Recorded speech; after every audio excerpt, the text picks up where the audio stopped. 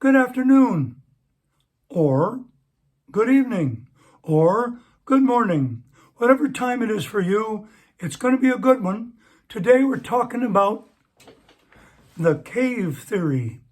When I was a young man in 1967, I began studying with a man by the name of Mr. Lyle Moore at Gonzaga University. He was already well known for having the #1 glee club in the 50s and actually appearing on the Bing Crosby show, both radio and TV.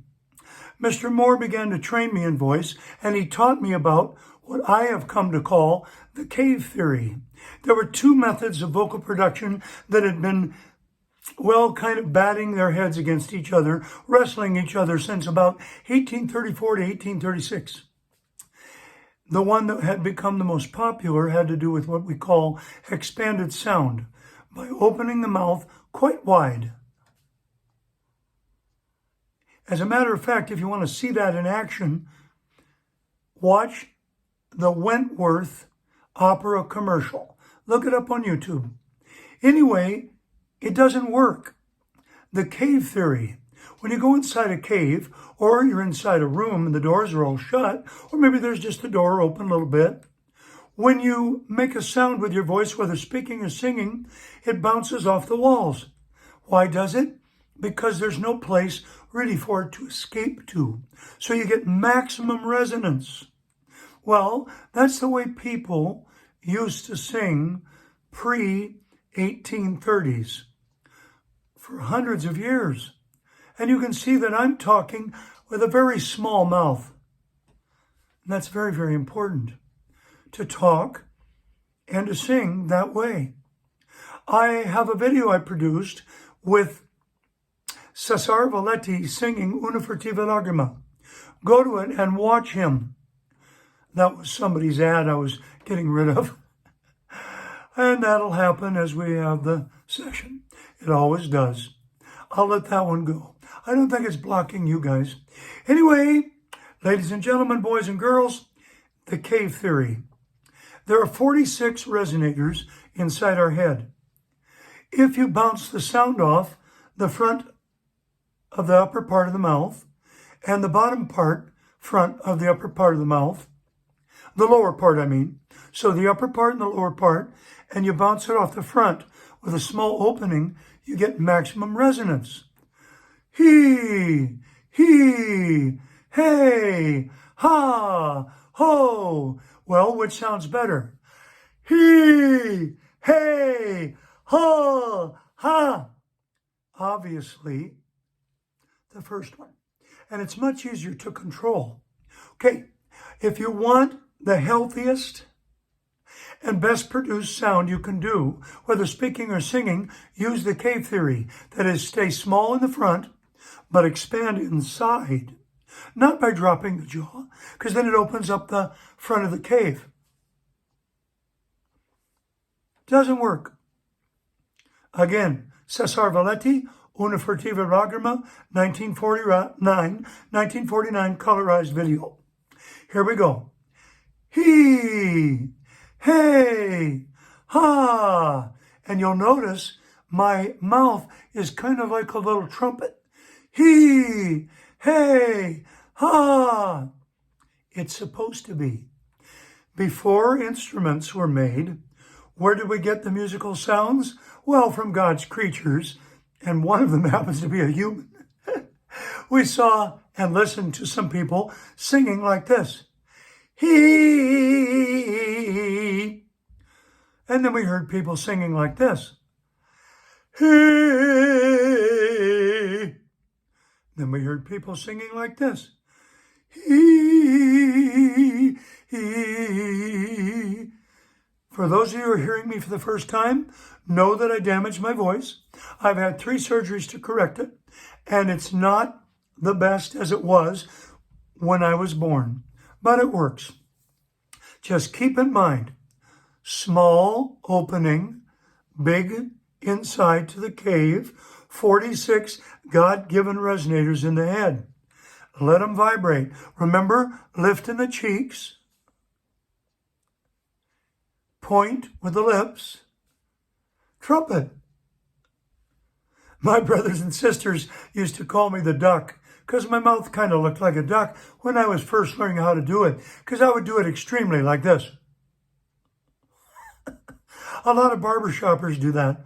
No offense, barbershoppers, but that's too extreme. There's a natural production. Now, I was talking about the larynx, getting ready to do that a little bit ago. Your larynx has to be low, comfortably, naturally low. And the way you find out what it's supposed to be is just put your finger on the bump, which it's called the epiglottis or the Adam's apple, or just the bump on the throat. Put it on top and gulp. When it comes back down to where it's natural, where it's comfortable, and it stays there, that's where it's supposed to stay when you sing or speak. Hello, hi, how are you? And it's supposed to look like we speak naturally and we sing naturally, like we're having a great natural conversation. Okay? Thanks a lot for taking the time to listen, for taking the time to watch, for not shutting me off. Thanks a lot for staying, especially. Thanks a lot for coming, but actually when I'm done, thanks a lot for staying for the whole thing. It's so very, very important. I'm going to sing through some stuff now, some simple phrases of a song, with the words to a song. Let's try this one. Deck the halls with boughs of holly. Deck the halls with boughs of holly. Doesn't matter where I am in my range. Deck the halls with boughs of holly. Now you notice when I got lower, a little more point to it. Well, God created all kinds of animals, and he gave us as humans the ability to somewhat shape our mouth and the back of our throat so that the frequencies, as they get bigger, lower in pitch, and bigger means longer, and then the higher ones, as they get higher in pitch and shorter, we can actually shape the inside of the throat to be receptive to that. The method out there that's being taught dominantly is there's 2 gears, head and chest. That is not completely correct. It's only part of the puzzle, but it won't complete the puzzle and make it really work. There's 6 gears. Each one has an adjustment. Years and years ago, they used to call it 2 registers, head and chest, and adjustments. I call it 6 gears, like driving a car. Once you learn how to use the clutch properly, well, by golly, it goes smoothly through all the gears. Most people today, and that's including Hugh Jackman, yes, Hugh, even you use 2, possibly 3 gears. What would happen if you took a car that has 5 gears or 6 gears and you wrapped it out to the highest RPMs, which means the highest pitches, but you didn't shift the gear past 4th? How long would the engine last? Well, I'm an example. Not very long.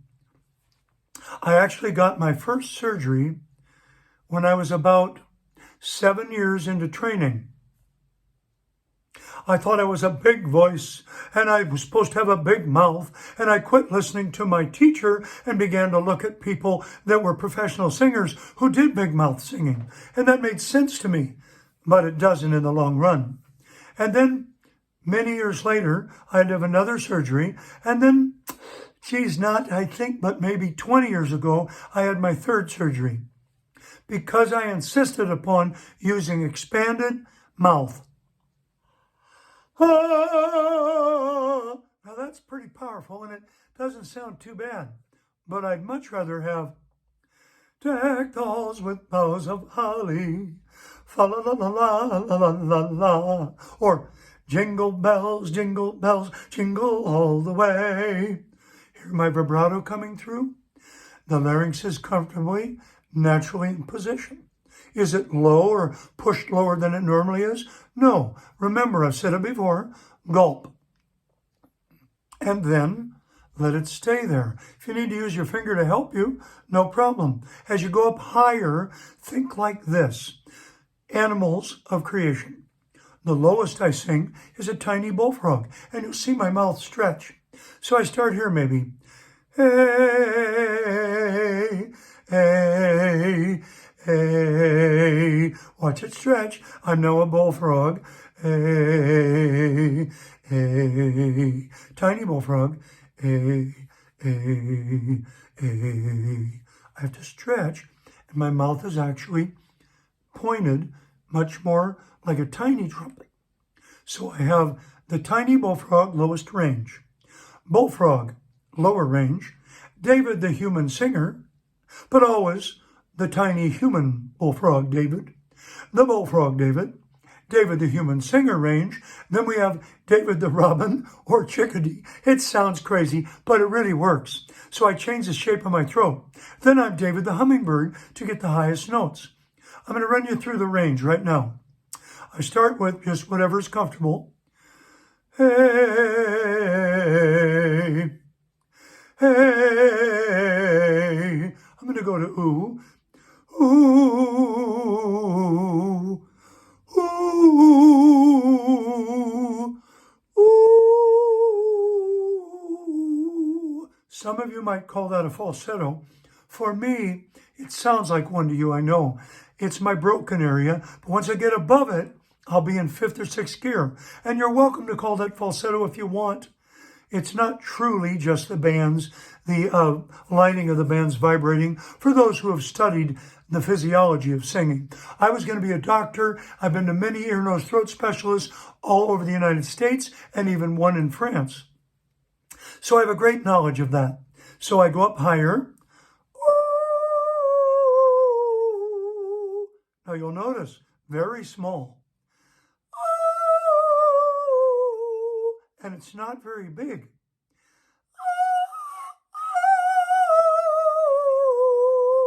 I have a little bit of allergies today. I can usually go quite a bit higher. And there's another gear. What you want to think about is making the voice with the throat, the vocal sound, much smaller in the back. Now, the Italians teach a pear-shaped sound, which has value to a point. Inverted pear. The big part of the Bartlett pear is in the back of the mouth.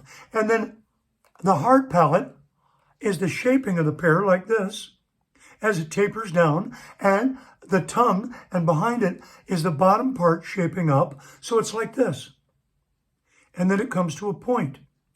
Well, to get the highest part of your voice, which many didn't know how to teach, and I do, you have to think more like the pear becomes a long-necked, crooked gourd. So it starts like a Bartlett, kind of, deck those with boughs of holly, fa la la la la la la la la. And singing's got to be exciting. Make sure it's exciting. Ring in the ears, ping in the head, buzz in the mask, tone in the nose, but not tone through the nose. So that's nose in the tone is a better way to say it, but not tone through the nose. Many people sing with that. It's not a very good sound. Okay, we're almost to the end of this first half of our next session. Here we go. I'm going to do this again for you. I'll do it all on oohs. Remember, we're working with the cave theory, and the best vocal embouchure is a small mouth, lift in the cheeks, because that opens the nasal labials, which are passages up to the nose, and it makes the vibrations comfortable, or rather it allows them to vibrate in our head. Keep in mind, 46 resonators. Ring in the ears, ping in the head, buzz in the mask, nose in the tone, but not tone through the nose, small, tiny mouth, not much bigger than your finger between your teeth, your little pinky. And point. Not this, but this.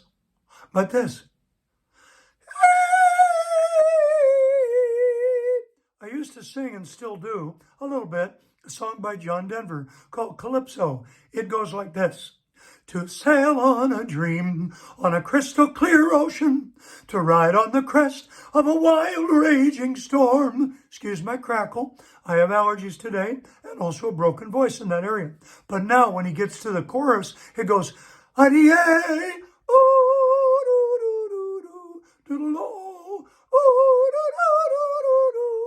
and then at the end he goes, Notice it's very tiny, very pointed. Keep that in mind. The cave theory, expansion inside the head. 46 God-given resonators in the head. Ringing, pinging, buzzing, nose in the tone, not tone through the nose. Lift in the cheeks, nasal labials open up, and pointed mouth like a tiny trumpet.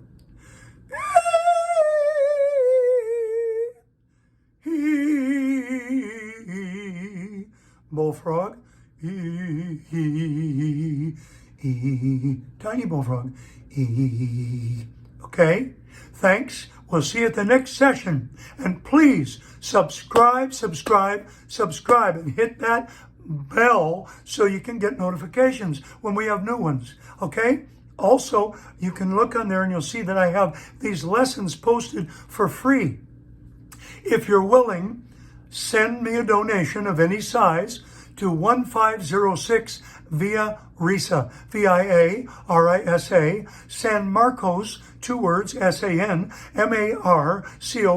California, 92078. Make the check to David Moyer, MOYER. And meanwhile, keep singing. It's so much fun to sing. Blessings to you. Bye-bye.